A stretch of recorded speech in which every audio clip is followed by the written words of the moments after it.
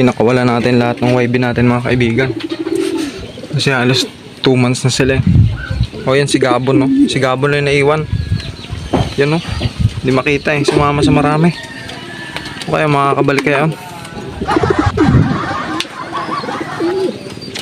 Si San Goku, si Ragpa, si Renato, si Buenas at Swerte. Ayan o. Bumalik sana kayo. Puro banded yan mga kaibigan. Si Gabo no, relax lang. Niyayabangan ni Bugatti si Gabon mga kaibigan no. Oh, sabi pares yan ano, banded ng BIPA pang NDR. Sabi ni Bugatti, ako'y mas magaling kaysa sayo, tandaan mo yan. Sabi ni Bugatti. Sabi naman ni Gabon, di wow. Gabon, angat-angat ka ng konti. Angat-angat ka, yan.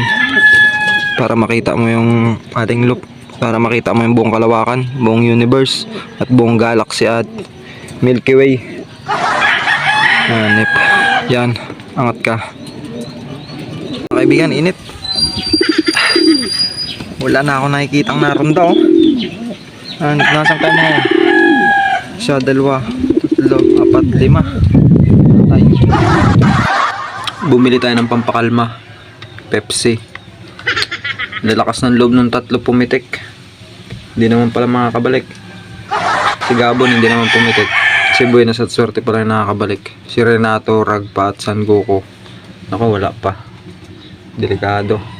Bandit yun, tatlo. Itong Pepsi pala mga kaibigan, mapusok pala ito. Para lang sa mapusok. Kung nakalagay o sundin ang puso. Wala talaga mga kaibigan, naligo na ako at lahat. Tapos mag-apat na oras na. Si Buenas at Swerte lang yung nakabalik. Tapos si Gabon, nandun na si Gabon no. Diba? Nasa loob na siya ng trapdoor. Hindi man lang siya lumipad. Rumonda lang siya dyan sa gilid. Pababa lang. Tapos hindi na umalis. Napakalupit mo Gabon. Yung tatlong pumitik ang lalakas ng loob. Pero hanggang ngayon wala pa din. Pero ang tabayanan pa rin natin.